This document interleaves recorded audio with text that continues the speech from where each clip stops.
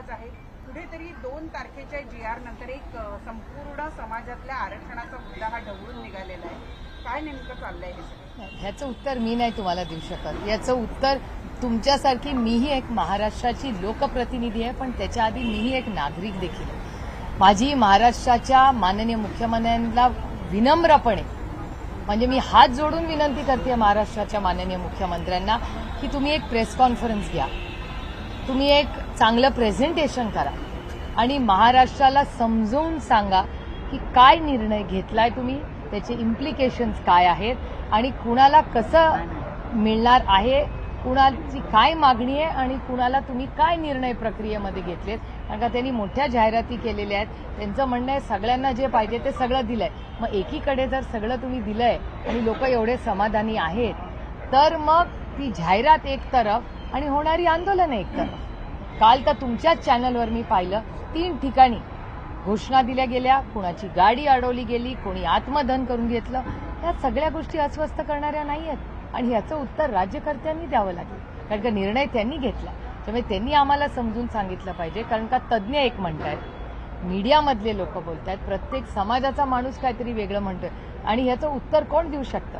तर मायबाप सरकारच देऊ शकते. तर माननीय मुख्यमंत्र्यांनी एक प्रेझेंटेशन घ्यावं. माझी तर विनंती आहे, मी वारंवार तुम्हाला हे बोललेले की त्यांनी एक ऑल पार्टी मीटिंग पहिली बोलवावी, त्याच्यानंतर एक असेंब्लीचं सेशन बोलवावं, सविस्तर चर्चा करून आम्हाला राज्याला उत्तर द्यावं की काय नक्की केलंय. नाहीतर एवढं करायचं नसेलच त्यांना अगदीच, तर एक प्रेस कॉन्फरन्स घेऊन तरी समजून सांगा, एक प्रेझेंटेशन करून.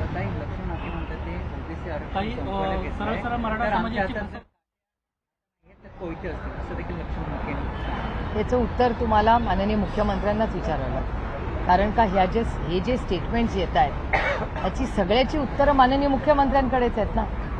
आम्ही काय करतो? आम्ही विरोधात आहोत. आम्ही लोकांच्या ज्या काही भावना आहेत त्या पोचवण्याची सरकार दरबारी नैतिक जबाबदारी विपक्षी आहे, विरोधी पक्षाची आहे. ते आम्ही सातत्याने करतोय. मी तर रोज बोलते या विषयांवर आणि मी गेले अनेक महिने म्हणजे ओल्या दुष्काळाची बातमी काल तुम्ही मला तुमच्या एका चॅनलवर मी पाहिली. 1 महिन्यापूर्वी मी माननीय अमितभाई शहांना दिल्लीला जाऊन भेट घेतली आहे. ते माझ्या ट्विटर अकाउंटवर ते पत्रही आहे, फोटोही आहे. मी अमितभाईंना विनंती केली की महाराष्ट्रात प्रचंड पाऊस पडलेला आहे, आता 2 गोष्टी करणं गरजेचं आहे. एक सरसकट कर्जमाफी करणं अतिशय महत्त्वाचं आहे आणि ओला दुष्काळ जाहीर करा. हे मी 1.5 ते 2 महिन्यापूर्वी अमितभाई शहांना दिल्लीला विनंती केली. हा पहिला मुद्दा. आणि म्हणजे जसा हा मुद्दा आहे तसाच आरक्षणाच्या बाबतीत सातत्याने मी विनंती करते आणि हे आंदोलन व्हायच्या आधी पण मी बोललेले.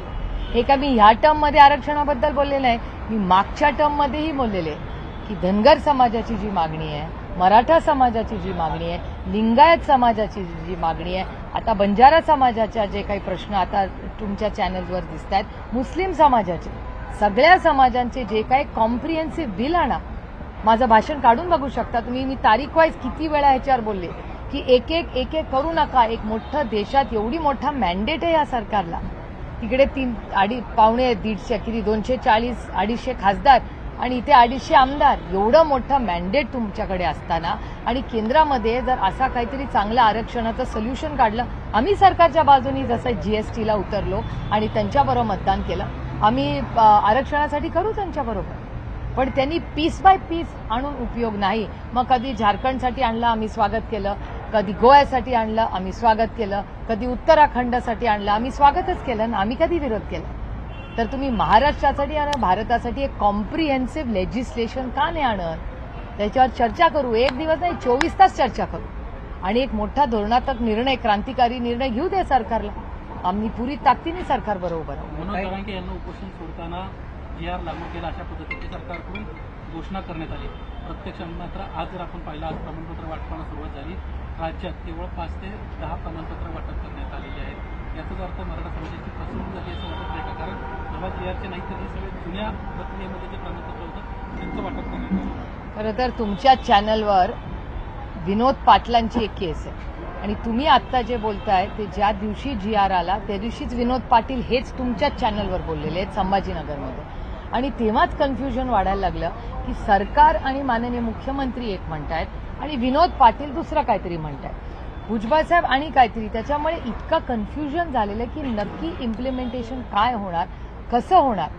जोपर्यंत आणि माननीय मुख्यमंत्री आहेत या राज्याचे, माननीय मुख्यमंत्र्यांनीच सांगायचा अधिकार आहे की नक्की GR काय आहे, त्याचं इम्प्लिमेंटेशन कसं होईल आणि त्याचा फायदा किती लोकांना होईल. ताई, राहुल गांधींनी पत्रकार परिषद घेतली. सॉफ्टवेअरचा वापर करत हजारो मतदार हे यादीतून निवडला आणि त्यासाठी जो मोबाईल नंबर वापरण्यात आला तो कर्नाटकात. मी ती सगळी प्रेस कॉन्फरन्स पाहिली राहुलजींची. एक गोष्ट आपण सगळ्यांनीच मान्य केली पाहिजे की हा सगळी जी माहिती डेटा ड्रिव्हन आहे. म्हणजे हे नेहमीप्रमाणेचे आमच्यावर जसे खोटे नाटे आरोप केले जातात ते आपले इलेक्शनमध्ये आरोप येतात आणि मग ते गायब होतात, आणि ज्यांच्यावरती इलेक्शनवर सिरियस होतं आणि ज्यांच्यावर ED CBI वगैरे होते ते वॉशिंग मशीनचा एक ऑप्शन असतो. त्यामुळे हे दोन ऑप्शन्स या राज्यात आणि देशात आपण सगळ्यांनी गेल्या 11 वर्षात पाहिलेत. ही एक बाजू.